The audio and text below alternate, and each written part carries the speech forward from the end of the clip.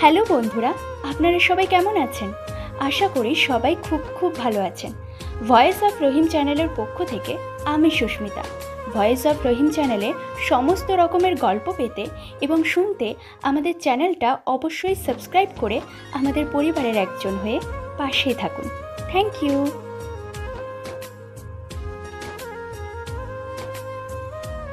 সুরভি, তুমি কি বলছো? আজ 2 বছর আমার রিলেশনে আছি, আজ তুমি এই কথা বলছো যে আমার সাথে তোমার কোনো সম্পর্ক নেই? তোমার কি মনে হয় এসব ঘটনার পর তোমার সাথে আমার সম্পর্ক রাখা উচিত? আমার আব্বু আম্মু কি বললো সেটাই তুমি দেখলে, আর আমি কি চাই তার দাম নেই তোমার কাছে? না, নেই। যে এখনো পর্যন্ত আব্বুর হোটেলে বসে খায় তার কি দাম আছে? যদি প্রকৃত পুরুষ হও তাহলে নিজে কিছু করে দেখাও। আব্বুর পয়সা নিয়ে বড়লোকি চাল দেখানো বন্ধ করো। চেষ্টা তো করছি, কি করব বলো? এই সবে গ্র্যাজুয়েশন কমপ্লিট করলাম, আমাকে আরেকটু সময় দাও। শুধু তুমি আমার পাশে থেকো, আমি সব কিছু করতে পারবো। বর্তমানে চাকরির বাজার তো দেখেছো, কত বেকার ছেলে বসে আছে। আমিও তাদের মতনই লাইনে আছি। আমার আব্বু ঘুষ দিয়ে চাকরি করার বিরুদ্ধে। হাসালে, তোমার আব্বু তো নিজেই ঘুষ নেয়, ও আবার ঘুষের বিরুদ্ধে যাবে কেন? কি সব উল্টাপাল্টা কথা বলছো? যা বলছি সত্য বলছি। শুধু চাকরি কেন, আরও তো অনেক কাজ আছে, সেগুলো তো করতে পারো। তা নয় পরিশ্রম করবা না, মাসে মাসে মোটা অঙ্কের বেতন পাবা, সেসব চাকরি তো তুমি চাইছো। তুমি জানো মানুষ কত পরিশ্রম করে কষ্ট করে ইনকাম করে? তুমি তো বিলাসিতাই বড় হয়েছো, কি করে বুঝবে মানুষের জীবনে কত কষ্ট? সে যাই হোক, এখন আমি আসছি, আর আমার সাথে কোনোভাবে যোগাযোগ করার চেষ্টা করবেন না। তোমার আব্বুর অপমানগুলো আমার অন্তরে গেঁথে গেছে, যা আমি ভুলতে পারছি না। সুরভি চলে যায়। নির্মাণ ফ্যালফ্যাল করে তার চলে যাওয়ার দিকে তাকিয়ে থাকে। নির্মাণ সাইদ চৌধুরী এই গল্পের নায়ক। তার বয়স সবেমাত্র 22 বছর। তারা এক ভাই ও এক বোন। তার আব্বু জায়ান চৌধুরী পেশা একজন উকিল। নির্মাণ বড়লোক বাপের একমাত্র ছেলে। ছোট থেকে সে খুব আদরের, কিন্তু তার আব্বু চেয়েছিল নির্মাণ তার পেশাতেই আসুক, কিন্তু নির্মাণের পছন্দ নয়। নির্মাণ ইংলিশে অনার্স কমপ্লিট করেছে, সে আপাতত বেকার। নির্মাণ সুরভিকে ভালোবাসে। নির্মাণদের বাসা থেকে কিছুটা দূরে সুরভিদের বাসা। সুরভিরা ভাড়া বাসায় থাকে। বাবু, এটা ঠিক কাজ করছিস না। এভাবে তুই বাসা ছেড়ে চলে যেতে পারিস না। ওই মেয়েটাই তোর কাছে সবকিছু। আব্বু আম্মুর কোনো দাম নেই তোর জীবনে। তোর একটা ছোট আদরের বোন আছে, তার কথা চিন্তা কর। আম্মুর কথা শুনে নির্মাণ কিছুক্ষণ আম্মুর মুখের দিকে তাকিয়ে রইল, তারপর আম্মুকে জড়িয়ে ধরে বলল, তুমি বুঝছো না কেন আমি তোমাদের ছেড়ে কোথাও যাচ্ছি না? আমি আবার ফিরে আসব, কিন্তু আমাকে জীবনে কিছু করতে হবে, তাই কিছুদিন তোমার থেকে আমি দূরেই থাকব। ছেলের কথা শুনে আমেনা বেগম রেগে গেল। ছেলেকে সরিয়ে দিয়ে বলল, সত্যিই কোথাও যাবি না? যা করবি এখান থেকে করবি, তোকে ছেড়ে আমরা থাকতে পারবো না। জানি তোর আব্বু তোর উপর একটু রেগে আছে, কিন্তু আব্বু তোকেই বেশি ভালোবাসে, সে কারণে আব্বু তোকে বকে। তুই বুঝতে পারছিস না বাবু। আম্মু, আমার ট্রেনের সময় হয়ে গেছে, আমাকে এবার যেতে হবে। আমি আর কিচ্ছু বলবো না, তুই বড় হয়েছিস, তুই যা ভালো বুঝিস কর। অনেক কষ্টে নির্মাণ তার আম্মুকে বোঝালো আসলে নির্মাণ আগ্রা যাচ্ছে, তার এক বন্ধু ওখানে থাকে, সেখান থেকে যদি কিছু কাজের ব্যবস্থা করতে পারে। সেই সূত্রে সে তার বন্ধুকে ফোন করেছিল, বন্ধু ওকে যেতে বলেছে। তুই এখানে সত্যি আসবি আমি ভাবতে পারিনি। কেন ভাবতে পারিসনি? দেখ, তুই বড়লোক বাড়ির ছেলে, তোর অনেক কাজের সুযোগ আছে। তুই যখন আমাকে কাজের কথা বলেছিস যে একটা কাজের ব্যবস্থা করে দে, কথাটা শুনে আমার খুব হাসি পাচ্ছিল। বন্ধুদের মধ্যে তুই আমার সব থেকে বেস্ট বন্ধু, তাই তোকে আমি বলছি। আমি জানি তুই অনেক গরিবের ছেলে, পয়সার অভাবে পড়াশোনা করতে পারিসনি। তোর আব্বু খুব ছোটবেলায় মারা যায়, তারপর তোর আম্মুর সাথে তুই সংসারের হাল ধরিস। অত কষ্টের মাঝেও তুই উচ্চ মাধ্যমিক পাশ করলি, তারপর কাজের সন্ধানে বাইরে বেরিয়ে পড়িস। কী করবো বল, আব্বু মারা যাওয়ার পর আমি খুব ভেঙে পড়েছিলাম। আমি আম্মুকে বলেছিলাম তোমাকে চিন্তা করতে হবে না, আর একটা বছর আমাকে সুযোগ দাও, আমি উচ্চ মাধ্যমিক পরীক্ষাটা দিয়ে দিই, তারপর আমি সংসারের হাল ধরবো। এই একটা বছর আমার খুব কষ্ট করেছিল আম্মু, পরের বাসায় কাজ করতো। আমার দুটো ছোট ছোট ভাই বোন, তাদেরকে মানুষ করা। তাই আমি তখন সিদ্ধান্ত নিই আর আমি পড়াশোনা করব না, যে কোনো একটা কাজ আমাকে করতে হবে। তাই আমি এখানে চলে আসি। আমার এক পরিচিত আত্মীয়র মাধ্যমে আমি এই কাজটা পাই। তুই জানিস আমি কী কাজ করি? জাভেদের কথা শুনে নির্মাণ বলল, হ্যাঁ জানি তো, তুই এমব্রয়ডারির কাজ করিস।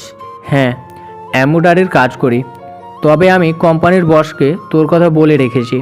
তুই যখন ফোন করে আমাকে কাজের কথা বলেছিস, বস বলেছিল এখন কোম্পানিতে ভ্যাকসিন নেই, তুই কিছুদিন ওয়েট কর, তারপর আমি তোর ব্যবস্থা করে দেব। তুই পারবি তো? আমাদের কাজটা খুব কষ্টের কাজ রে।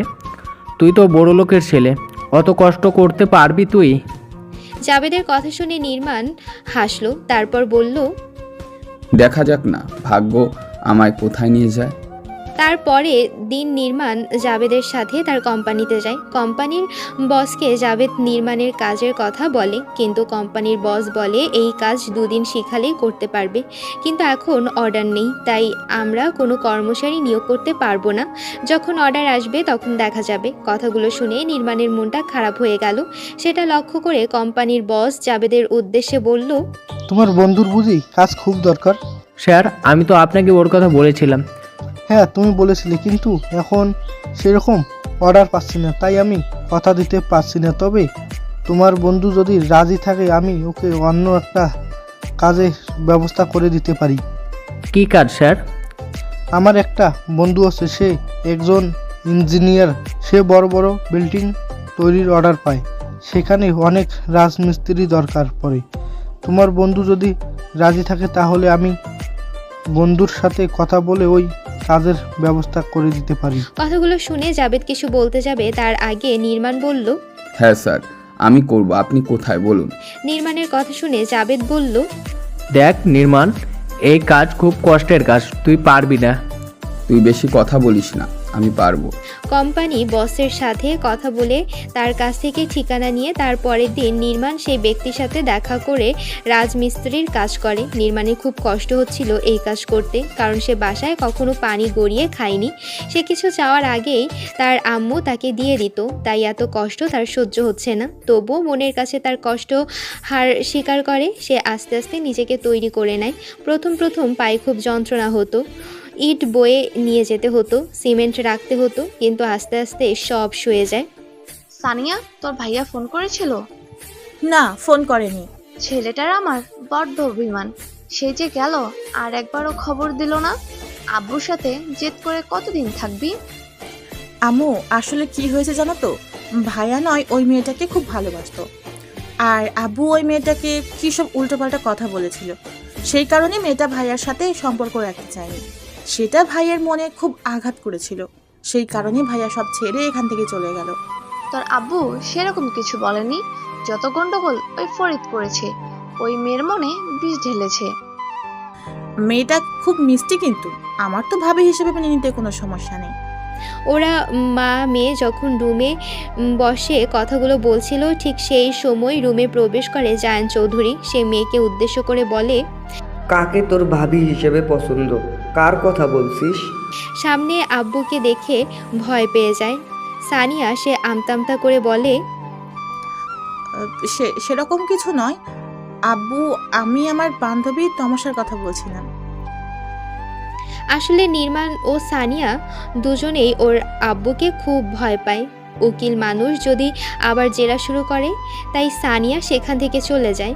সানিয়া চলে গেলে জায়ান চৌধুরী তার স্ত্রী আমিনা বেগমকে উদ্দেশ্য করে বলল, আমি জানি তোমার নিপানকে নিয়ে আলোচনা করছিলে। কোথায় আর যাবে, সেই আব্বুর কাছেই ফিরে আসতে হবে। কি যোগ্যতা আছে ওর? 2 পয়সা ইনকাম করার ক্ষমতা নেই। আব্বুর পয়সায় লাকড়ারি করত, তার মুখে আবার বড় বড় কথা। বললাম ল পর, আর আমার প্রমোশনে চলে যায়। আমি হাতে কলমে তোকে প্র্যাকটিস করাবো।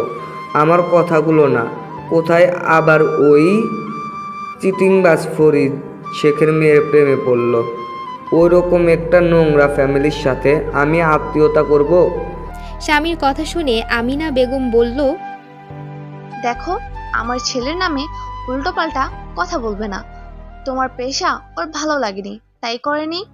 ওর যেটা ভালো লাগে সেটাও করবে, তাতে তোমার কি সমস্যা?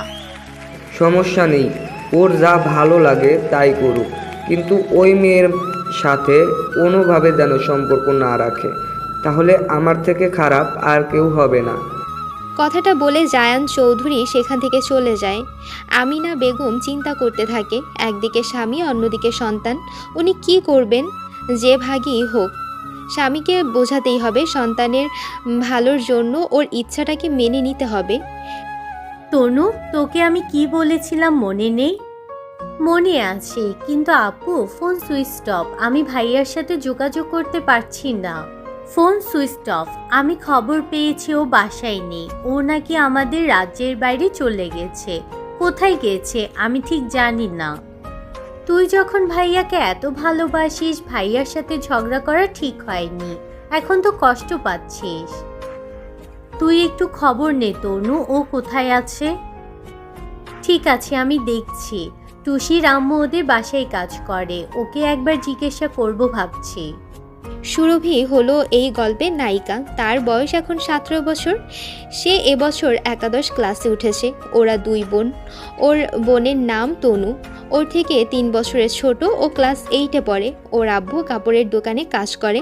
ওরা ভাড়া বাড়িতে থাকে। ওর সাথে নির্মাণের সম্পর্ক একটা কাকতালীয় ঘটনা। সুরভির আগে অন্য জায়গায় থাকতো। বছর 3 হলো ওরা নির্মাণদের পাড়ায় এসেছে। সুরভির স্কুলে ভর্তিতে সমস্যা হচ্ছিল। নির্মাণ ছিল সেই স্কুলের সিনিয়র ভাইয়া। নির্মাণের সাহায্যে সুরভি স্কুলে ভর্তি হয়। তারপর ওদের মধ্যে একটা সম্পর্ক তৈরি হয়। এর ভেতর আরও অনেক ঘটনা আছে। এই গল্পের সাথে থাকুন, আস্তে আস্তে সমস্ত ঘটনা উন্মোচিত হবে। নির্মাণ, তোর কষ্ট আমার সহ্য হচ্ছে না, তুই বরং বাসায় ফিরে যা। তুই কী সব উল্টোপাল্টা কথা বলছিস? উল্টোপাল্টা কথা নয় রে, তোর পাগুলোর কি অবস্থা হয়েছে দেখেছিস? রাজমিস্ত্রির কাজ করে করে। ওইসব ছাড়া আমি এখন যাদের সাথে কাজ করি ওরা এখন কলকাতায় যাবে, ওখানে একটা বিল্ডিংয়ের অর্ডার পেয়েছে। আমার মনে হয় ওদের সাথেই চলে যেতে হবে। ভালোই হয়েছে, তুই ওখান থেকে বাসায় চলে যাবি। আবার উল্টাপাল্টা কথা বলছিস। আমি কলকাতাতেই থাকবো। জায়গাটা বালিগঞ্জের কাছে, প্রায় 3 মাসের মতন ওখানেই থাকতে হবে। তাহলে তুই কবে যাবি? এখানে কাজটা শেষ হতে আরও 15 দিনের মতন বাকি আছে, তারপর চলে যাব। তুই তোর ভালোবাসার মানুষের সাথে যোগাযোগ করেছিস? না। কেন? রাত অনেক হয়েছে, ঘুমিয়ে পড়, সকালে উঠতে হবে, কাল অনেক কাজের চাপ আছে। নির্মাণ কলকাতায় আসে। ওরা যেখানে কাজ করছিল তার পাশের বিল্ডিংয়ে ফ্ল্যাটের একজন আর্মি অফিসার থাকে। একদিন ওই আর্মি অফিসার নির্মাণকে বলে, একটা কথা জিজ্ঞেস করব, তুমি কিছু মনে করবে না তো? নির্মাণ তখন সিমেন্ট মাখছিল। সে ভদ্রলোকের কথায় ঘুরে দাঁড়ায়, তারপর জিজ্ঞাসা করে, হ্যাঁ স্যার, বলুন, কি জানতে চাইছেন? তোমাকে দেখে মনে হচ্ছে তুমি পড়াশোনা জানো। তুমি কি পর্যন্ত পড়েছো? ভদ্রলোকের কথায় নির্মাণ কি বলবে বুঝতে পারল না। তারপর নির্মাণ ভদ্রলোকের উদ্দেশ্যে বলল, কেন জিজ্ঞেস করছেন আমি কি পর্যন্ত পড়েছি? গতকালকে আমি দেখলাম তুমি ইংরেজি খবরের কাগজ পড়ছিলে, সেই কারণে জানতে চাচ্ছি। হ্যাঁ স্যার, আমি ইংলিশ অনার্স করেছি। MA-তে ভর্তি হয়েছিলাম কিন্তু কমপ্লিট করতে পারিনি। কেন কমপ্লিট করনি? একটু ব্যক্তিগত সমস্যা ছিল। তুমি এত দূর পড়াশোনা করছো, তুমি রাজমিস্ত্রির কাজ করছো কেন? অন্য জব করতে পারতে। ভদ্রলোকের কথায় নির্মাণ কিছু বলল না। সে চুপ করে দাঁড়িয়ে রইল। তারপর হামিদ আলী বলল, তোমার হাইট তো খুব ভালো, ভালো পড়াশোনা জানো। তুমি এক কাজ করবো, আর্মিতে চেষ্টা করো, ওখানে তোমার হয়ে যাবে। তুমি যদি চাও আমি তোমাকে যোগাযোগ করিয়ে দিতে পারি, আমি আর্মিতে কাজ করি। কিন্তু স্যার, আমার কাছে তো কোনো টাকা পয়সা নেই। টাকা পয়সা লাগবে না, তোমার ডকুমেন্টগুলো তোমার কাছে আছে তো, ওগুলো শুধু লাগবে। আমি তোমাকে বলে দেব কবে ফর্ম বেরাবে, তুমি সেই মতো সব কিছু করবে। আশা করছি তোমার হয়ে যাবে। তোমার ফোন নাম্বারটা আমাকে দাও, আমি তোমাকে সব আপডেট দেব। তারপর নির্মাণ ফোন নাম্বার দেয়। কিছুদিন পর হামিদ আলী ফোন করে জানায় পরীক্ষার ফর্ম বেরিয়েছে। নির্মাণ সমস্ত ফর্ম ফিল আপ করে কিছুদিন পর পরীক্ষায় বসে। লিখিত পরীক্ষায় ভালোভাবে উত্তীর্ণ হয়ে যায়। তারপরে মাঠে ভালোভাবে উত্তীর্ণ হয়। উনি সেনাবাহিনীর পদে যোগ দেয়। প্রথম পোস্টিং হয় জম্মু কাশ্মীরে, সেখানে 6 মাস ছিল। সেখান থেকে পাঞ্জাবে জলন্ধরে আসে। সামিয়া, তোর ভাইয়াকে ফোন কর। তোর আম্মুর শরীর ভালো নয়, ছেলেকে দেখার জন্য ছটফট করছে। ডাক্তার বলেছে এটা মানসিক রোগ। একমাত্র ভাইয়াই পারবে ওকে সুস্থ করতে। আব্বুর কথায় সানিয়া মাথা নাড়ে, কিছু বলে না। আব্বু চলে গেলে সানিয়া আম্মুকে বলে, আম্মু কি করে ভাইয়ের সাথে যোগাযোগ করব বলো? ভাইয়ের ফোন সুইচ অফ। মেয়ের কথা শুনে আমিনা বেগম কেঁদে বলল, কতদিন ছেলেটাকে দেখিনি, আমার খুব কষ্ট হচ্ছে। তুই ওই মেয়েটার সাথে কথা বল, আমার মনে হয় ওর নিশ্চয়ই তোর ভাইয়ের সাথে যোগাযোগ আছে।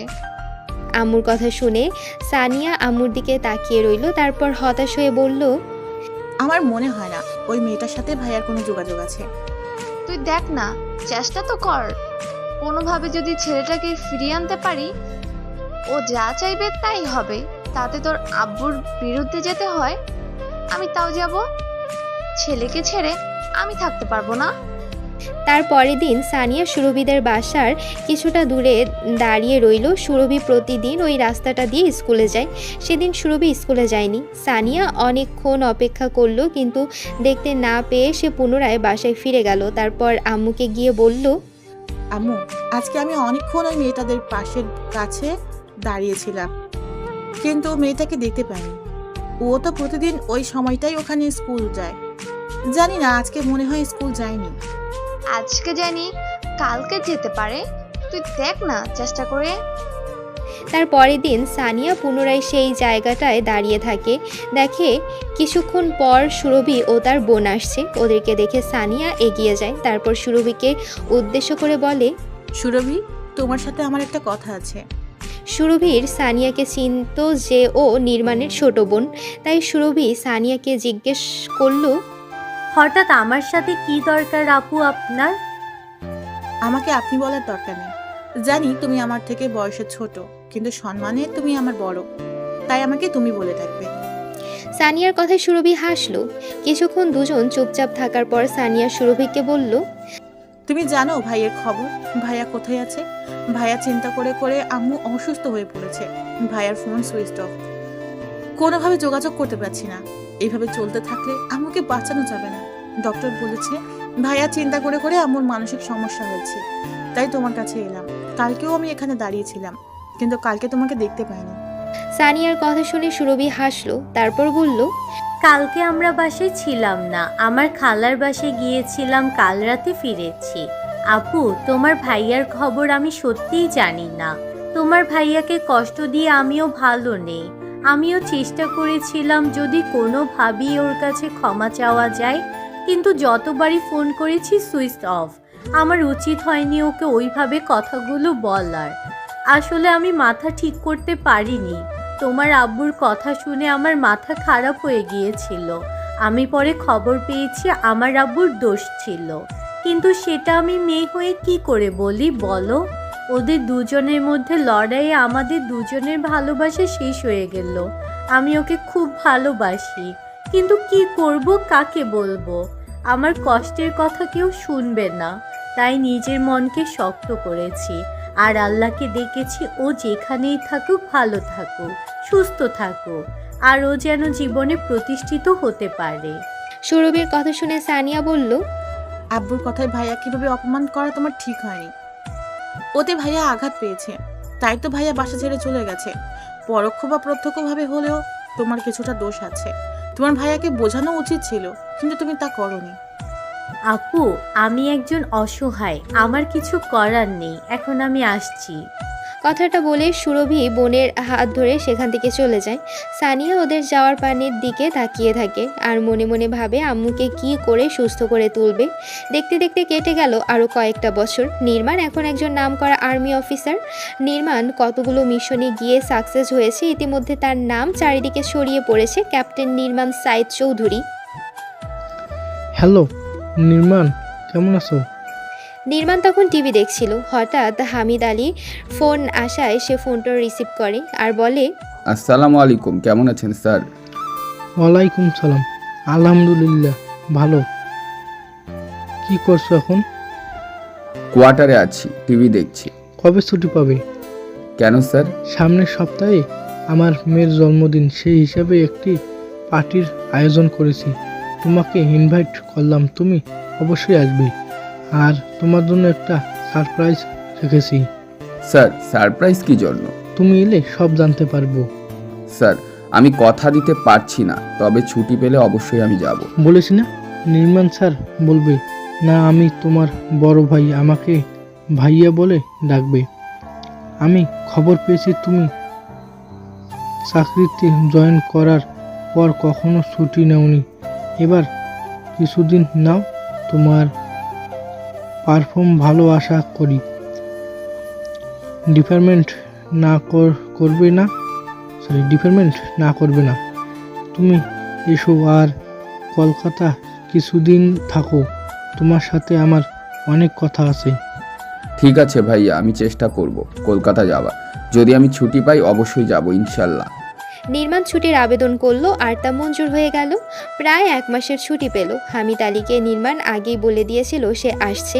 হামিদ আলী তার মিসেসকে নিয়ে এয়ারপোর্টে গেল। সেখান থেকে নির্মাণকে সোজা তার ফ্ল্যাটে নিয়ে এলো। নির্মাণ ফ্ল্যাটে ঢুকে দেখতে পেল একটা মেয়ে তাকে ওয়েলকাম করছে। নির্মাণ মেয়েটাকে চিনতে পারল না, তাই হামিদ আলীকে জিজ্ঞেস করলো, ভাইয়া, ভাবিকে তো আমি চিনি, কিন্তু ওই মহিলাকে চিনলাম না, উনি কে হয় আপনার?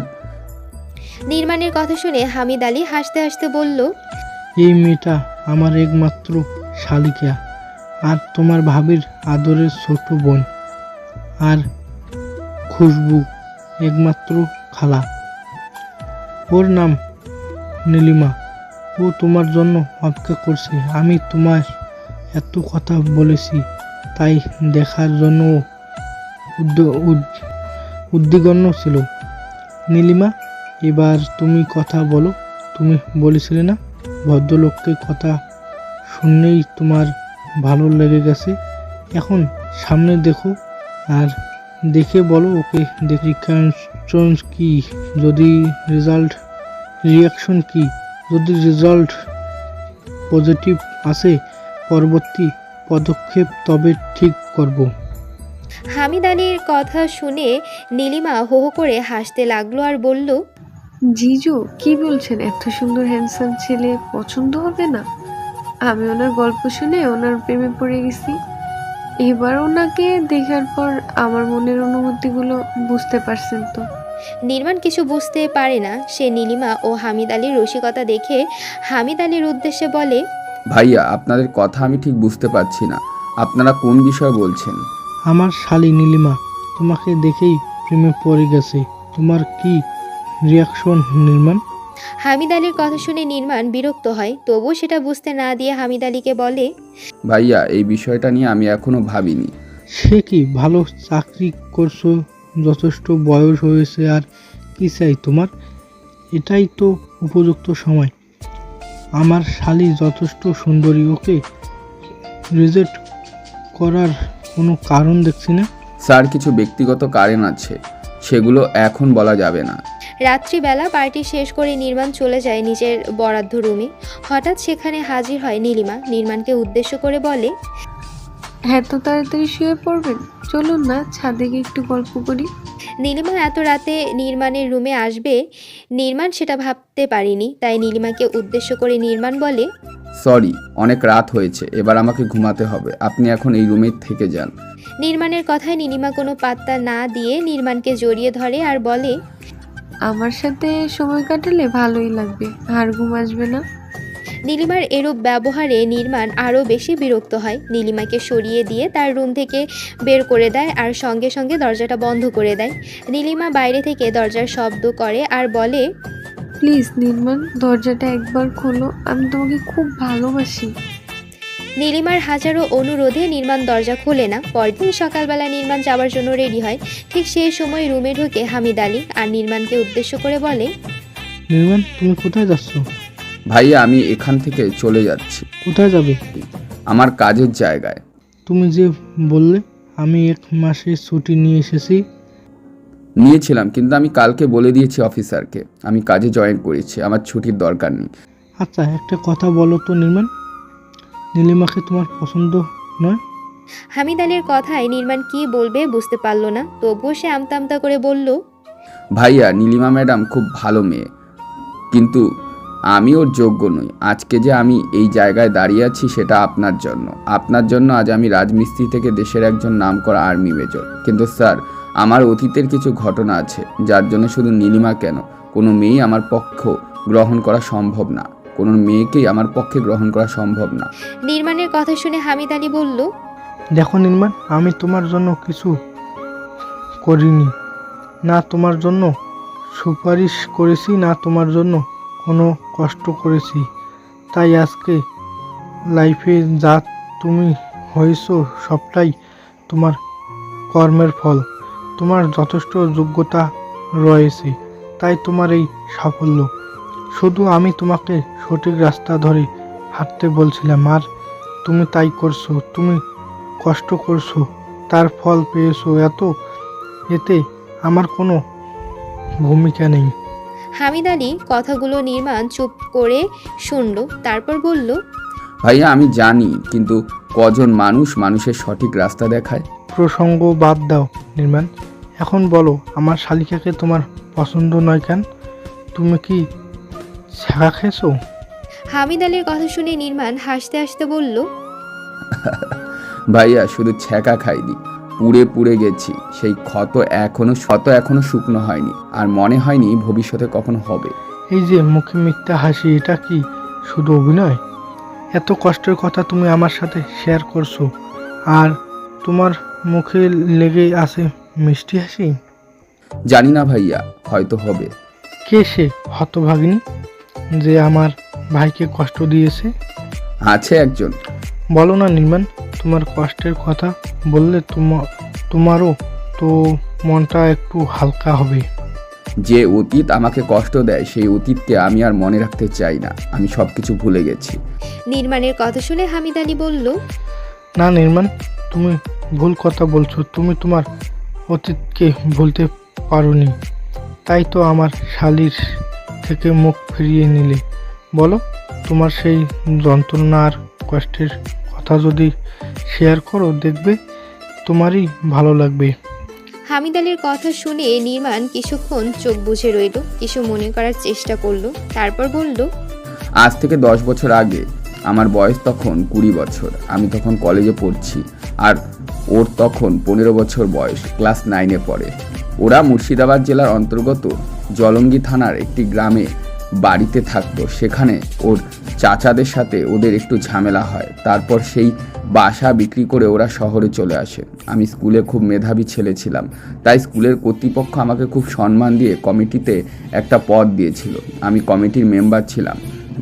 জুনিয়র ছেলেমেয়েরা কখনো কোনো সমস্যায় পড়লে আমার কাছে আসতো, আমি স্কুল কমিটির সাথে কথা বলে সমস্যা মেটানোর চেষ্টা করতাম। এরকমই একদিন একটা মেয়ে আমার কাছে আসে আর বলে, অতীত। ভাইয়া, আপনার সাথে আমার একটা কথা আছে। সৌরভী যখন নির্মাণের উদ্দেশ্যে কথা বলছে, নির্মাণ তখন স্কুলের পাশে একটা চায়ের দোকানে বসে আড্ডা দিচ্ছিল আর খবরের কাগজ পড়ছিল। হঠাৎ একটি মেয়ের মিষ্টি কণ্ঠ শুনে নির্মাণ খবরের কাগজ থেকে মুখ তুলে মেয়েটার দিকে তাকায়। নির্মাণ মুগ্ধ হয়ে যায়, এক দৃষ্টিতে মেয়েটার চোখের দিকে তাকিয়ে থাকে। কি মায়াবী সেই চোখ! নির্মাণ কিছুক্ষণ কোনো কথা বলতে পারে না। মেয়েটা পুনরায় তাকে জিজ্ঞাসা করে, ভাইয়া, আপনাকে আমি কিছু জিজ্ঞাসা করছি। নির্মাণ স্বাভাবিক হলো, তারপর বলল, হ্যাঁ বলো, কি বলতে চাও? ভাইয়া, আমাকে পলি আন্টি পাঠিয়েছে আপনার কাছে। আমরা এখানে নতুন এসেছি, স্কুলে ভর্তি হতে চাই। আমি ক্লাস 9-এ আর আমার বোন ক্লাস 6-এ। আমাদের কাছে ওখানকার স্কুলের সমস্ত ডকুমেন্ট আছে, তাই আপনি যদি আমাদেরকে সাহায্য করেন খুব ভালো হয়। সৌরভীর কথা শুনে নির্মাণ বলল, ঠিক আছে, সমস্যা নেই। তুমি আর তোমার বোন কালকে সমস্ত ডকুমেন্ট নিয়ে চলে আসবে সকাল 10টার মধ্যে স্কুলে, আমি ব্যবস্থা করে দেব। আর আমার ফোন নাম্বারটা তোমার কাছে রেখে দাও, তার আগে একটু ফোন করে নেবে। ঠিক আছে ভাইয়া। তা তোমার কতদিন হলো এখানে এসেছো? 2 মাস হলো। আমরা ওখানে স্কুলে পরীক্ষা দিয়ে এখানে চলে এসেছিলাম, তারপর পরশুদিন গিয়ে রেজাল্ট দিয়ে আসি। তা তোমরা ওখান থেকে চলে এলে কেন? ওখানকার বাসাটা আমার চাচাদের বিক্রি করে দিয়েছে, তারপর আব্বু এখানে একটা বাসা ভাড়া নিয়েছে। তোমার আব্বু কি করে? একটা কাপড়ের দোকানে কাজ করে। তোমার নাম কি? আমার নাম সুরভি চৌধুরী আর আমার বোনের নাম তনু চৌধুরী। আমরা 2 বোন। সারা রাত নির্মাণ ঘুমোতে পারিনি। বারবার সুরভির মিষ্টি মুখটা তার চোখের সামনে ভেসে উঠছে। রবীন্দ্রনাথের একটা কবিতা তার খুব মনে পড়ছে। কোনো এক বসন্তের বিকালে রবীন্দ্রনাথ রমণী চোখের দিকে তাকিয়ে হয়তো এই কবিতা লিখেছিল। তার পরের দিন সকাল 6টায় সুরভি নির্মাণকে ফোন করে আর বলে, ভাইয়া আসসালামু আলাইকুম, আমি সুরভি বলছি। আপনি আমায় নাম্বারটা দিয়েছিলেন। আমি কালকে আপনার সাথে দেখা করেছিলাম স্কুলে ভর্তির ব্যাপারে। আপনি বলেছিলেন ওখানে পৌঁছানোর আগে আমি যেন আপনাকে ফোন করি। সারা রাত নির্মাণ ছটফট করেছে। ভোরের দিকে সে একটু ঘুমিয়ে পড়েছিল। হঠাৎ ফোনের রিংটন বেজে ওঠে। নির্মাণ তখন ঘুমোচ্ছিল। সেই অবস্থায় সে ফোন ধরে। সুরভির মিষ্টি কণ্ঠ শুনে সে আর স্বাভাবিক থাকতে পারে না। নির্মাণ কোনোভাবেই নিজেকে স্বাভাবিক করে বলে, ওয়ালাইকুম আসসালাম। ঠিক আছে সুরভি, তুমি সকাল 10টার মধ্যে পৌঁছে যাও, আমি যাচ্ছি। ভাইয়া আপনি কি এখনো ঘুম থেকে ওঠেননি? না, আমি একটু দেরি করে উঠি। সরি ভাইয়া আপনাকে ডিস্টার্ব করার জন্য। ঠিক আছে। সকাল 10টার আগে সুরভি তার বোন তনুকে নিয়ে স্কুলে পৌঁছে যায়। কিছুক্ষণ অপেক্ষা করার পর নির্মাণ পৌঁছয় সেখানে। নির্মাণকে দেখে সুরভি আগে আসে আর বলে, ভাইয়া এই কাগজগুলো আমার আর বোনের সমস্ত ডকুমেন্ট এখানে আছে, আপনি এগুলো দেখে নিন। ঠিক আছে সুরভি, তুমি একটু দাঁড়াও, আমি আসছি। কথাটা বলে নির্মাণ অফিস রুমে চলে যায়। তার কিছুক্ষণ পর নির্মাণ সুরভি আর তনুকে অফিস রুমে ডেকে পাঠায়। সমস্ত কার্যকলাপ শেষ করে নির্মাণ তনু ও সুরভিকে নিয়ে বাইরে বেরিয়ে আসে। সুরভি নির্মাণের উদ্দেশ্যে বলে, ভাইয়া আপনি আমাদের এত উপকার করলেন, কি খাবেন বলুন? সুরভির কথাগুলো শুনে নির্মাণ মুচকি হাসলো আর মনে মনে বলল, তোমাকে। কথাটা আস্তে বলায় সুরভি শুনতে পায়নি। তারপর আবার সুরভি বলে, ভাইয়া আপনি তো কিছু বললেন না, কি খাবেন? চলো আজকে আমি তোমাদের খাওয়াবো, তোমরা কি খাবে বলো? তা কি করে হয় ভাইয়া, আপনি আমাদের উপকার করলেন তাই আমাদের তো খাওয়া উচিত আপনাকে। এইভাবে খাবো না, একদিন তোমাদের বাসায় আমাকে দাওয়াত করবে, তারপর খাবো। সত্যি ভাইয়া আপনি যাবেন আমাদের বাসায়? হুম। ঠিক আছে, আমি তাহলে একদিন ফোন করে আপনাকে জানাবো। আপনার ফোন নাম্বারটা আমার কাছে আছে। তারপর সুরভি একদিন ফোন করে নির্মাণকে তাদের বাসায় দাওয়াত করে। নির্মাণকে দেখিয়ে তনু বলে, ভাইয়া আমায় খুব ভালো লাগছে। কেন? আমার তো কোনো ভাইয়া নেই, আপনার মতো এত ভালো একটা মানুষকে ভাই হিসেবে পেয়েছি। আমার যে কি আনন্দ হচ্ছে বলে বোঝাতে পারবো না। তাই বুঝি? তুমি ভাইয়া বলছো, অসুবিধা নেই, তোমার আপু যেন না বলে, ঠিক আছে? কেন ভাইয়া? অসুবিধা আছে, তোমার আপুকে বারণ করতে বলবে ভাইয়া বলতে, যেন নাম ধরে ডাকে।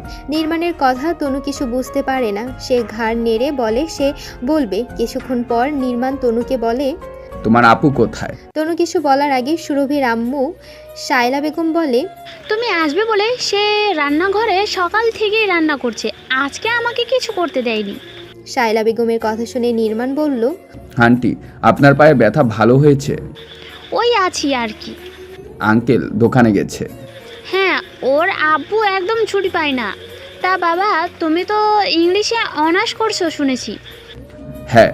ওদের দুটো রুম, একটা রুমে শায়লা বেগম জরির কাজ করে আর সুরভি আর তনু সেখানে থাকে, আর একটা রুমে ওর আব্বু আম্মু থাকে। খাওয়া দাওয়া হয়ে গেলে নির্মাণ সুরভির উদ্দেশ্যে বলে, সুরভি তুমি খুব সুন্দর বিরিয়ানি রান্না করতে পারো তো, খুব ভালো হয়েছে। ধন্যবাদ ভাইয়া। নির্মাণ কিছু বলতে যাবে তার আগে তনু বলে, আপু ভাইয়া তোকে ভাইয়া বলে ডাকতে বারণ করেছে। তনুর কথা শুনে নির্মাণ কাশতে শুরু করে আর শায়লা বেগম পাশ থেকে বলে, বয়সে বড় ভাইয়া বললে না তো কি বলবে? ভাইয়া আপুকে নাম ধরে ডাকতে বলেছি। তনুর কথা শুনে শায়লা বেগম রেগে যায় আর বলে, মারবো এক চর, বলেছি না বড়দের নাম ধরে ডাকতে নেই। ওদের দুজনের কথা শুনে নির্মাণ বলল, ঠিক আছে আন্টি, ও তো ছোট, ওকে বকবেন না। যাই হোক, যাই হোক না, বলে ডাকলেই হলো। শায়লা বেগম পাশের রুমে কাজ করছিল আর তনু পাশের বাসায় এক বন্ধুর সঙ্গে খেলতে গিয়েছিল। একটা রুমে তখন নির্মাণ আর সুরভি ছিল। নির্মাণ সুরভিকে বলে, সুরভি যে ফোন থেকে ফোন করে ওটা কার ফোন? ওটা আম্মুর ফোন, তবে মাঝে মাঝে আমার কাছে থাকে। আমি যদি ফোন করি কোনো অসুবিধা আছে? না, অসুবিধা এখানে থাকবে, আম্মু তো আপনাকেও পছন্দ করে। আমি রাতের দিকে ফোন করব, আর ফোনটা তোমার কাছে রেখে দেবে। কেন? সুরভির কথা শুনে নির্মাণ রেগে যায়। তারপর বলে, ঠিক আছে, করব না। অত রেগে যাচ্ছেন কেন? রাতের বেলা ফোনটা আমার কাছেই থাকে, আপনি করবেন। আম্মু রাতের দিকে ভালো কাজ করে, রাত 9টার পর ঘুমিয়ে পড়ে। আব্বু রাত 10টায় বাসায় আসে। আব্বুর খাওয়া হয়ে গেলে তারপর আমি একটু ফোন ঘাটাঘাটি করে শুয়ে পড়ি। তনু তার আগেই শুয়ে পড়ে। আপনার আরেকটু সাহায্য লাগবে, করবেন? সুরভির কথা শুনে নির্মাণ বলল, কি সাহায্য বলো? আমাকে একটা প্রাইভেট টিচার দেখে দিতে হবে, খুব বেশি মাইনে দিতে পারবো না। সে যেন আমাকে ম্যাথ আর ইংরেজিটা পড়ায়, এই দুটো সাবজেক্ট কঠিন তো। ইংলিশ টিচার নিতে হবে না, ওটা আমি হেল্প করব। আর অঙ্কের জন্য আমার এক বন্ধু আছে, আমি তার সাথে কথা বলবো। আমি কিন্তু মাইনে বেশি দিতে পারবো না। দিতে হবে না, এখন আমি আসছি।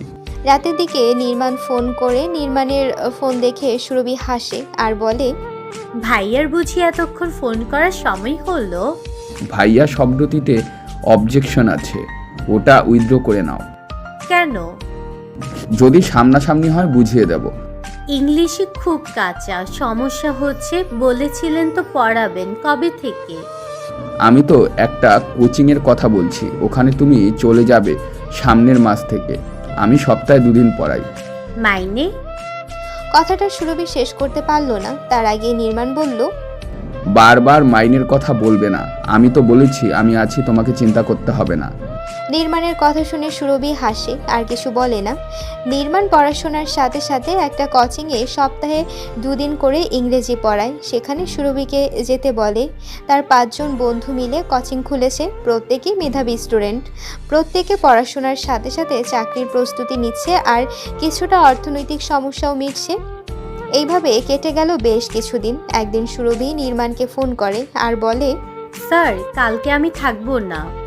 সুরভির কথা শুনে নির্মাণ বলে, কেন, কোথায় যাবে? কালকে আমার এক খালাতো আপুর বিয়ে ফাইনাল হবে, আমরা সহপরিবারে সেখানেই যাব। পরশুদিন বিকেলে আমরা বাসায় ফিরবো। তোমার পরীক্ষা 2 মাস বাকি নেই, আর তুমি এখনো ঘুরতে যাবে? ওরা যায় যাবে, তুমি যাবে না, তুমি বাসায় থাকবে। কালকে তোমার সাথে আমার কথা আছে, আমি তোমার বাসায় যাব। কিন্তু স্যার। কোনো কিন্তু না, আমি যেটা বলছি সেটাই হবে। নির্মাণের কথায় সুরভি আর কিছু বলে না। নির্মাণের কাছে প্রাইভেট পড়ার জন্য সুরভি নির্মাণকে স্যার বলে ডাকে। নির্মাণ কিছু বলে না। সুরভি ওর আব্বু আম্মুকে বলে সে ওদের সাথে যেতে পারবে না, সামনে কোচিংয়ের স্যার পরীক্ষা নেবে, ওর ক্ষতি হবে। তাই সুরভির আব্বু রশিদ চৌধুরী আর আম্মু শায়লা বেগম তনুকে নিয়ে চলে যায়। সুরভি একা থাকে, বলে যায় সেদিন রাত 8টার মধ্যে ফিরে আসবে। আব্বু আম্মু না থাকার জন্য সুরভি স্কুলে যায় না। বিকালের দিকে নির্মাণ ফোন করে আর সুরভি ফোন রিসিভ করে বলে, বাসায় একা আছো? কেন? যাব। হ্যাঁ, আসতে পারেন, ভালোই হয়। আমার কিছু ইংলিশে সমস্যা আছে, তাহলে আপনার সাহায্য নিতাম। কিছুক্ষণের মধ্যে আসছি। কিছুক্ষণের মধ্যে নির্মাণ সুরভিদের বাসায় আসে। নির্মাণকে দেখে সুরভি বলে, আমি ভাবতেই পারিনি আপনি এত তাড়াতাড়ি চলে আসবেন। তোমার খুব কাছে ছিলাম, তাই তাড়াতাড়ি আসতে পেরেছি। দুজনেই কিছুক্ষণ কথাবার্তা বলার পর নির্মাণ সুরভির উদ্দেশ্যে বলে, আজ আমি তোমাকে কিছু কথা বলতে চাই সুরভি। হ্যাঁ, বলুন। দেখো সুরভি, আমি আর কথাটা না বলে থাকতেই পারছি না। আমি যেদিন তোমাকে প্রথম দেখি সেদিন তোমাকে আমার ভালো লেগে যায়। জানি না তোমার এই চোখে কি আছে, আমি ভুলতে পারি না। বারবার তোমাকে দেখার ইচ্ছে করে, তাই আজকেও বলছি আই লাভ ইউ। তোমার কি রিয়াকশন সুরভি, সেটা আজকে আমায় বলো। যদি তুমি না বলো তাহলে জানবা একতরফা কোনো কিছুই তো সম্ভব নয়। তাই আজকে আমার সাথে তোমার শেষ কথা হবে। নির্মাণের কথা শুনে সুরভি কিছু বলে না। সেটা দেখে নির্মাণ বলে, আমি বুঝতে পারছি সুরভি, তোমার কিছু বলতে হবে না, আমি এখন আসছি। কথাটা শেষ হওয়ার আগে সুরভি নির্মাণের হাতটা ধরে ফেলে আর বলে, আমিও তোমাকে দেখার পর থেকে কিছু ফিল করছি, জানি না এর নাম ভালোবাসা কি না। যদি হয় তাহলে আমিও তোমায় ভালোবাসি। আই লাভ ইউ টু নির্মাণ। নির্মাণ সুরভিকে নিজের বুকের মধ্যে চেপে ধরে আর সুরভির কপালে কিস করে। এইভাবে শুরু হয় দুটো মনের আদান প্রদান। এইভাবে কেটে গেল 2 বছর। হঠাৎ একদিন নির্মাণের আব্বু দেখতে পায় নির্মাণ একটা মেয়েকে বাইকে চাপিয়ে নিয়ে কোথায় যাচ্ছে। উকিল মানুষ লোক লাগায় আর জানতে পারে ওই মেয়েটা কেউ নয়, রশিদ চৌধুরীর মেয়ে, যে নির্মাণের আব্বুকে খুব গালাগালি দিয়েছিল। একদিন নির্মাণের আব্বু রশিদ চৌধুরীকে বলে, মেয়েকে সামলাও, তোমার মেয়ে যেটা করছে সেটা ঠিক নয়, তুমি আমার পায়ের জুতোরও যোগ্য নয়। কি করে ভাবলে তোমার মেয়েকে আমার ছেলের বউ করে নিয়ে যাব? রশিদ চৌধুরী প্রথমে কিছু বুঝতে পারে না। তারপর সে বাসায় এসে মেয়েকে কিছু জিজ্ঞেস করে না, শুধু মেয়ের গতিবিধির উপর সে নজর রাখে। তারপর একদিন সে সব বুঝতে পারে আর মেয়েকে বলে, সুরভি, আজকে যে মানুষটার জন্য আমাদের সব কিছু চলে গেল, তুই তার ছেলের সাথে সম্পর্ক করেছিস। তুই ভাবলে কি করে ওই ছেলের তোকে বিয়ে করবে? রশিদ চৌধুরীর কথা তার স্ত্রী শায়লা বেগম ও তার মেয়ে সুরভি কিছু বুঝতে পারে না। শায়লা বেগম আমতা আমতা করে স্বামীর উদ্দেশ্যে বলে, তুমি কি বলছো? আমি তো কিছুই বুঝতে পারছি না। তোমার ওই মেয়ে আমার শত্রু জায়ান চৌধুরীর ছেলের সাথে প্রেম করেছে। জায়ান চৌধুরী কদিন আগে আমায় বলেছিল, আমি সেটা জানতাম না।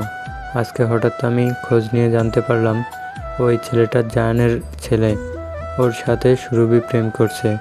তুমি তোমার মেয়েকে সাবধান করে দাও। ওই লোভী চিটিংবাজ স্বার্থপর লোকটার ছেলেকে আমি জামাই হিসেবে কখনো মেনে নিব না। যদি প্রয়োজন হয় তোমার মেয়েকে আমি বিষ দিয়ে মেরে ফেলবো। ওই উকিল বাবু কি করবে? তোমার চাচাতো ভাইয়েরা তো তোমার সাথে বেইমানি করলো। ওনার পেশা এটা, ওনাকে টাকা দিয়েছে, উনি কাজ করেছেন, এতে আমি ওনার দোষ দেখতে পাচ্ছি না। শুধু তোমাদের দুজনের মধ্যে একটা ভুল বোঝাবুঝি সৃষ্টি হয়েছে।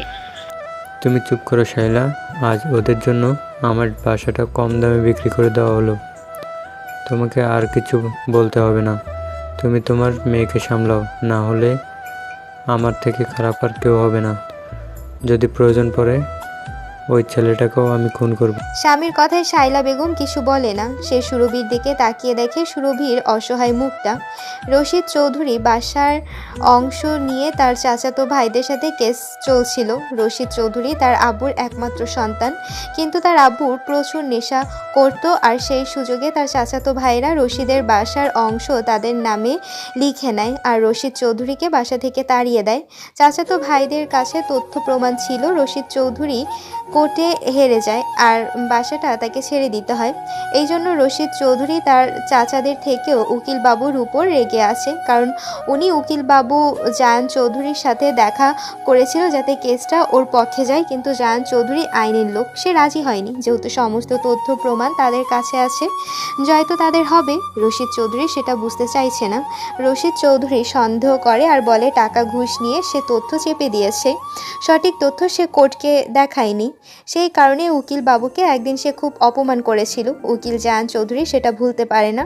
তারপর যখন জানতে পারে যে তার মেয়ের সাথে তারই ছেলে প্রেম করছে, সে খুব রেগে যায় আর রশিদ চৌধুরীকে অপমান করে। তারপরও নির্মাণ ও সুরভি তারা দুজনের থেকে আলাদা হয়নি, কিন্তু একদিন জায়ান চৌধুরী সুরভিকে তাদের বাসায় এসে অপমান করে আর বলে, এই মেয়ে, তোর কি ব্যাপার? তোর আব্বুকে আমি বলেছি, তাতেও তোর লজ্জা নেই? তোকে দেখতে শুনতে ভালোই, তুই তো ভালো ব্যবসা করতে পারবি। তুই যদি চাস তোর বাসায় আমি লোক পাঠিয়ে দিব। তুই আমার ভালো ছেলের মাথাটাকে চিবিয়ে খাস না? জায়ান চৌধুরী কোথায়? সুরভি কিছু বুঝতে পারে না, বলে, আপনি কে আর কি বলছেন? আমি ঠিক আপনার কথা বুঝতে পারছি না। আমি নির্মাণের আব্বু। এবার বুঝতে পেরেছো? আমার নির্মাণের অনেক আগেই আমার এক বন্ধুর মেয়ের সাথে বিয়ে ঠিক হয়ে আছে। ওরা দুজনকে ভালোবাসে। নির্মাণ তো তোমাকে ব্যবহার করেছে, ও কখনোই তোমাকে বিয়ে করবে না। এরপর যদি তোমাকে দেখি তুমি আমার ছেলের সাথে মেলামেশা করেছো, তাহলে তোমাদের বাসায় আগুন লাগিয়ে দেব, তোমাদের জীবন তছনছ করে দেব। তোমার এমন অবস্থা করব, সমাজে তুমি মুখ দেখাতে পারবে না। কথাটা বলে জায়ান চৌধুরী সেখান থেকে চলে যায়। কিছুদিন সুরভিদের ফ্যামিলি তা পরিচিত আত্মীয়দের বাসায় থাকে। নির্মাণ অনেক চেষ্টা করে যোগাযোগ করার, কিন্তু পারে না। হঠাৎ একদিন সুরভি স্কুলে আসে আর সেদিনই নির্মাণের মুখোমুখি হয়। এভাবেই দুটো অবুঝ মনের ভালোবাসা শেষ হয়ে যায়। একদিন নির্মাণ আব্বুকে বলে, তুমি যেটা করছো সেটা ঠিক কাজ করোনি, এর মূল্য তোমাকে দিতে হবে।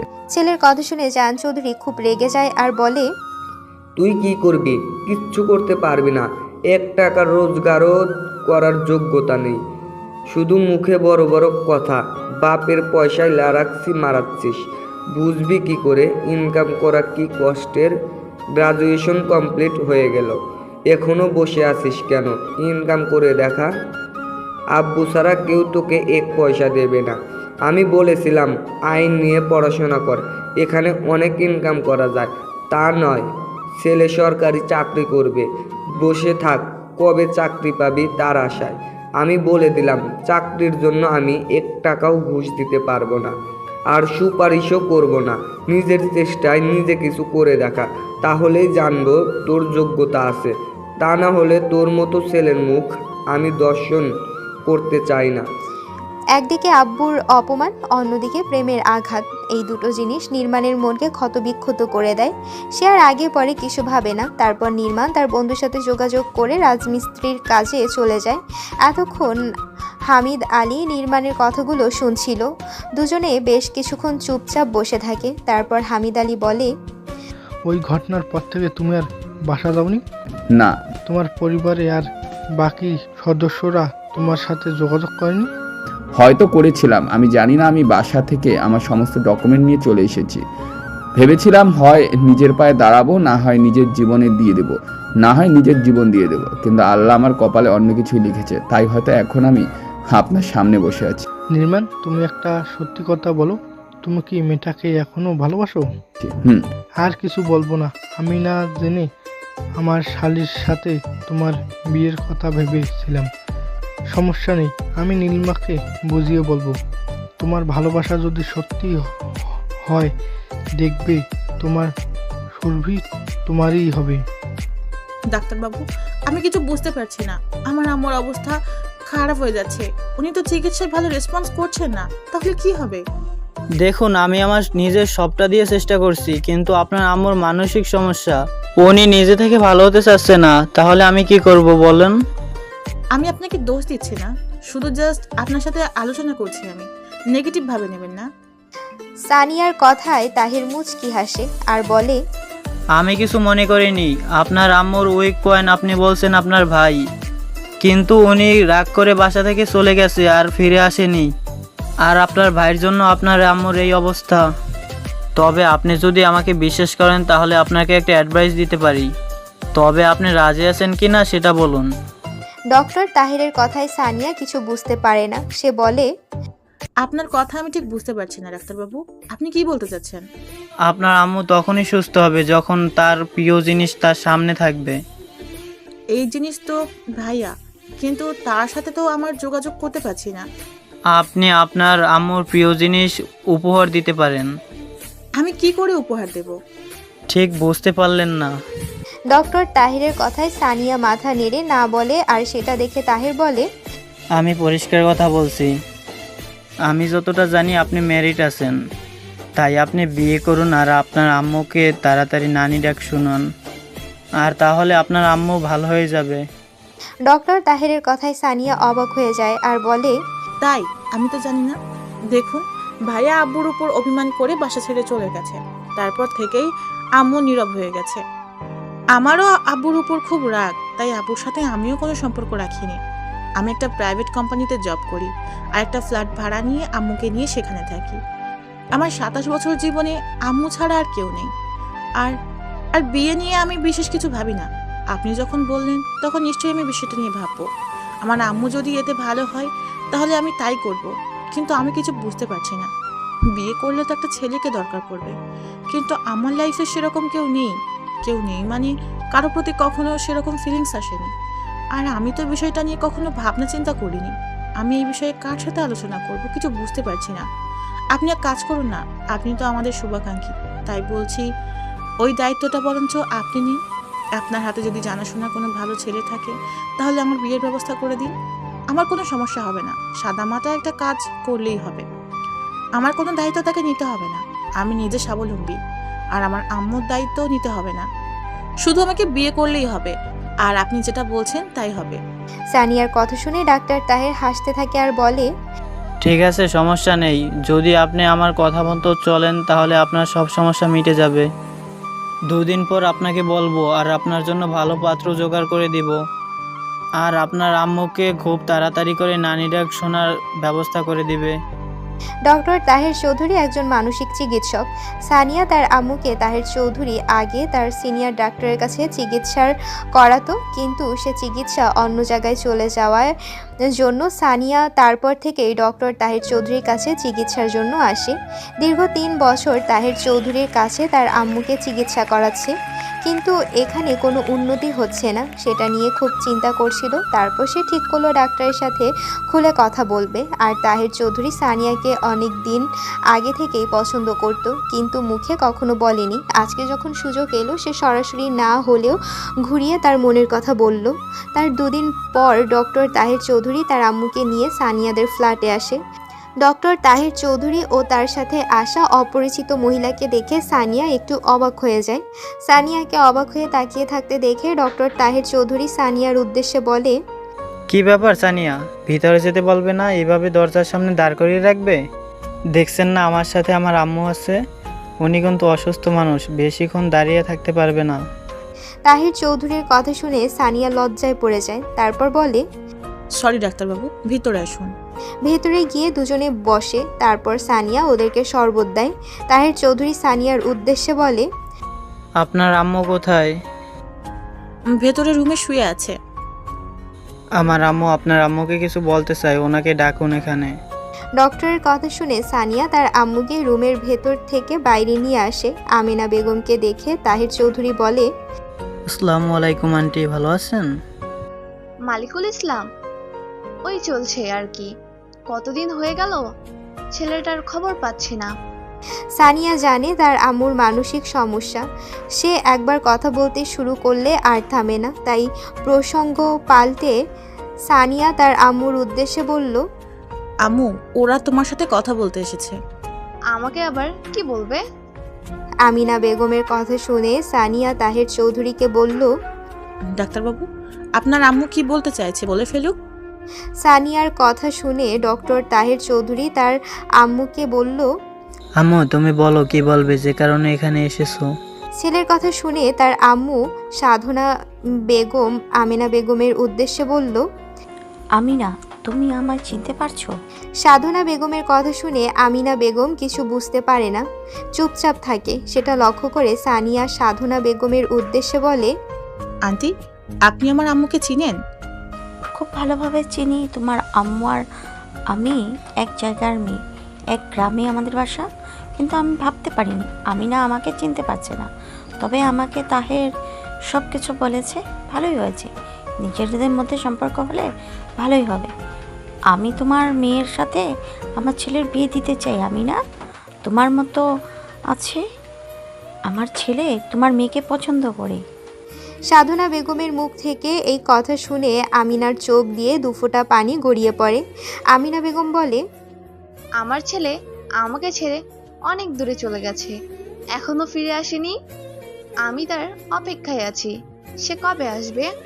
আমিনা বেগমের কথা শুনে সানিয়া তার আম্মুর উদ্দেশ্যে বলে, আম্মু, ওরা কিছু জিজ্ঞাসা করছে, তুমি উত্তর দাও। আমিনা বেগম কোনো কথা বলে না। ডক্টর তাহের চৌধুরী তখন বলে, আমি তো বলছিলাম আম্মু, ওনার মানসিক সমস্যা। ছেলে না আসার জন্য উনি মানসিক ডিপ্রেশনে চলে গেছে। তাই ওনাকে আর কিছু জিজ্ঞাসা করো না, তার চেয়ে যাকে জিজ্ঞাসা করলে উত্তর পাওয়া যাবে, তুমি তার সাথে কথা বলো। তাহের চৌধুরী মুখ থেকে কথাটা শুনে সানিয়া বলে, আমার কোনো সমস্যা নেই, কিন্তু আপনি যেটা বলছেন যদি সেটা হয়, আমার আম্মু ভালো হয়ে যাবে তো? কথা দিতে পারছি না, কিন্তু 50% চান্স আছে। সবটাই আপনাদের ভাগ্য, চেষ্টা করলে দোষ কি? সানিয়া, তোমার নাম আমি আমার ছেলের মুখ থেকে 1000 বার শুনেছি, তাই আর তোমার নাম জিজ্ঞাসা করব না। তোমাকে অনেকটা তোমার আম্মুর মতো দেখতে, তাই তোমাকে আমার খুব পছন্দ হয়েছে। তোমাকে আমি পুত্রবধূ হিসেবে চাই। সব কিছু কথা ফাইনাল হয়ে গেল। এক সপ্তাহ পর শুক্রবার দিন তাহের চৌধুরী ও সানিয়ার রেজিস্ট্রি ম্যারেজ হবে। ওই দিনই সানিয়াকে ওরা ঘরে তুলবে আর আমিনা বেগম সানিয়ার সাথেই থাকবে। নির্মাণ, তুমি তাহলে কি ঠিক করলে? কোন বিষয়? তুমি বলেছিলে এখানে একটা ফ্ল্যাট কিনতে চাও, সে বিষয়ে কি ভাবলে? হ্যাঁ ভাইয়া, আমি তোমাকে বলেছিলাম কলকাতার মধ্যে কোথায় একটা ফ্ল্যাট দেখে দিতে। ভবিষ্যতে যখন আমি চাকরি থেকে অবসর নেব তখন আমি ওখানে এসেই থাকবো। সে ঠিক আছে, তুমি যদি ফ্ল্যাট কিনতে চাও তাহলে আমার এক বন্ধু আছে, সে একজন মানসিক চিকিৎসক। তার নাম ডক্টর তাহের চৌধুরী। তার গোল পার্ক এর কাছে একটা ফ্ল্যাট আছে। অনেক দিন ধরে ও আমায় বলছিল এটা বিক্রি করে দিবে। তুমি যদি নাও তাহলে আমি ওর সাথে কথা বলবো। হ্যাঁ, কথা বলুন ভাইয়া। আমি চাইছিলাম আমার একটা স্থায়ী ঠিকানা থাক, যেখানে আমি আসতে পারবো। আমি যখনই আসি আপনার ফ্ল্যাটে উঠি, আমার খুব বাজে লাগে। কি বলছো নির্মাণ? তুমি আমার নিজের ছোট ভাই, এভাবে কথা বলো না। ছোট ভাই বড় ভাইয়ের কাছে আসবে, এটাই তো স্বাভাবিক। এতটা নিষ্ঠুর তুমি হইও না। আমি তো বলেছি নীলিমাকে তোমায় বিয়ে করতে হবে না, তবু তুমি আমার সাথে সম্পর্ক নষ্ট করো না। তুমি কি জানো, তোমার মতো আমার একটা ভাই ছিল, সে ভাই অনেক দিন আগে আমাদেরকে ছেড়ে চলে গেছে। তাই যেদিন আমি তোমাকে দেখেছিলাম আমার ভাইয়ের কথা খুব মনে পড়ছিল, তাই তোমাকে আমার নিজের ভাইয়ের জায়গায় দিয়েছি। ঠিক আছে, তুমি বরঞ্চ আজকে আমার সাথে চলো, তুমি নিজে কথা বলবে তাহলে তাহেরের সাথে। ঠিক আছে ভাইয়া, আমি তো এখন ছুটিতে আছি, অসুবিধা নেই, আমি কালকে যাব। হামিদ আলীর সাথে নির্মাণ ডক্টর তাহের চৌধুরীর সাথে দেখা করতে যায়। আর সেদিনই ডক্টর তাহের চৌধুরীর সাথে সানিয়ার রেজিস্ট্রি ম্যারেজ। হামিদ আলীর সাথে নির্মাণকে দেখে ডক্টর তাহের চৌধুরী জিজ্ঞাসা করে, কি ব্যাপার দোস্ত, হঠাৎ আমার বাসায় আগমন? একটু মানসিক সমস্যা হয়েছে, তাই মানসিক ডাক্তারের কাছে এসেছি। তা হঠাৎ করেই আমার এই বন্ধুর কি মানসিক সমস্যা হলো? তুই বলছিস তোর গোল পার্কের ফ্লোরটা বিক্রি করে দিবি, সেই কারণে তোর কাছে এসেছি। ও তাই বল, আমি ভাবলাম তোর কি নাকি সমস্যা। আর তোর সাথে ওই অপরিচিত অদ্ভুত লোকটা কে? ওনাকে তো চিনলাম না। এ আমার ছোট ভাই বলতে পারিস। এ আর্মিতে চাকরি করে কলকাতায়, একটা প্লট কিনতে চাই। তুই আমায় বলেছিস তুই তোর গোল্ড পার্কের প্লটটার বিক্রি করে দিবি, সেই কারণে ওকে এনেছি। তোরা কথা বল। কিন্তু আজকে কি করে কথা বলবো বল? কেন, আজকে কিসের সমস্যা? তাহের চৌধুরী কিছু বলার আগেই তার পাশ থেকে তার আম্মু সাধনা বেগম বলে, আজকে তাহেরের বিয়ে? ও তাই, কংগ্রাচুলেশন। যাই হোক, অবশেষে বিয়ের ফুল ফুটছে। তা সেই মেয়েটা কে রে? তোমরা যখন চলে এসেছো তোমাদেরকেও যেতে হবে বিয়ে বাড়িতে। আমরা কেন? তোমরাও তো আমার ছেলে। আসলে মেয়েটার কেউ নেই, ওর আম্মু একজন মানসিক রোগী, ও তাহেরের পেশেন্ট, তাই বিয়েতে কোনো আয়োজন হচ্ছে না। মেয়েটাদের বাসাতেই রেজিস্ট্রি ম্যারেজ করে বিয়ে হবে। তোমাদের দুজনকেই যেতে হবে, এই বিয়েতে সাক্ষী দিতে হবে। হামিদ আলী ও নির্মাণ অনেক বারণ করে, কিন্তু সাধনা বেগম তাহের চৌধুরী তারা শোনে না। কিছুটা জোর করে ওদের দুজনকে সামিল করে। এই বিয়েতে কোনো আয়োজন হয়নি। ওরা সানিয়াদের বাসায় যায়। সানিয়া খুব সাধারণ পোশাকে ওদের সামনে হাজির হয়। সানিয়াকে দেখে নির্মাণ চমকে যায়, দাঁড়িয়ে পড়ে। সানিয়া প্রথমে মাথা নত করেছিল। নির্মাণ দাঁড়াতেই হামিদ আলী বলে, কি হলো নির্মাণ, তুমি দাঁড়িয়ে পড়লে কেন? নির্মাণ নামটা শুনতেই সানিয়া চোখ তুলে তাকায়, আর সামনে নিজের ভাইকে দাঁড়িয়ে থাকতে দেখে সে আর নিজেকে ধরে রাখতে পারে না। সে ছুটে গিয়ে নির্মাণকে জড়িয়ে ধরে আর কাঁদতে কাঁদতে বলে, ভাইয়া, তুই এতদিন কোথায় ছিলি? তুই দেখ না, তুই চলে যাওয়ার পর আম্মু কেঁদে কেঁদে পাগলের মতো হয়ে গেছে। আমি যে আর সামলাতে পারছি না ভাইয়া। এই যে দীর্ঘ লড়াই, আমি ক্লান্ত হয়ে গেছি। আমি কাউকে পাশে পাচ্ছি না। তোর এত অভিমান, শুধু আপুর সাথে রাগ করে তুই চলে গেলি। আম্মুর কথা, আমার কথা একবারও চিন্তা করলি না? আমি অনেক চেষ্টা করেছি তোর খবর নেওয়ার, কিন্তু পাইনি। শুধু একবার খবর কাগজে দেখেছিলাম কতগুলো আর্মি জওয়ান একটা মিশনে গিয়ে খুব সাহসিকতার পরিচয় দিয়েছে, আর সেই দলে তুই ছিলিস ক্যাপ্টেন। আমার খুব আনন্দ হচ্ছিল জানিস ভাইয়া। খবরের কাগজ তোর ছবি দেখে আমার মনে হচ্ছিল আমার ভাইয়াকে আমি এক্ষুনি খুঁজে নিয়ে আসি, কিন্তু কোনোভাবেই তোর সাথে আমি কন্ট্যাক্ট করতে পারিনি। আমি সুরভির সাথে সুরভি প্রসঙ্গ বলতেই নির্মাণ সানিয়াকে চুপ করিয়ে দেয় আর বলে, আমার ভুল হয়ে গেছে, তোদের এইভাবে ছেড়ে যাওয়া আমার উচিত হয়নি। আমার কারণে আম্মু এখন মানসিক রোগী হয়ে গেছে। কথাটা শুনে আমার খুব কষ্ট হচ্ছে, তবে তোকে আর কোনো চিন্তা করতে হবে না। আমি তো এখন চলে এসেছি, আম্মুকে ভালো করার দায়িত্ব এখন আমার। সানিয়া, আম্মু কোথায়? সানিয়া তারপর তারা আম্মুকে নিয়ে আসে। আম্মুর ওই অবস্থা দেখে নির্মাণে ঠিক রাখতে পারে না নিজেকে। সে আম্মুর পায়ের কাছে পড়ে আর কাঁদতে কাঁদতে বলে, আম্মু, আমার অনেক বড় ভুল হয়েছে, এভাবে তোমাকে ছেড়ে যাও আমার উচিত হয়নি, আমাকে ক্ষমা করে দাও। নির্মাণের কথায় কি ছিল কে জানে। আমিনা বেগম ছেলেকে নিজের কোলের উপর টেনে নেয় আর বলে,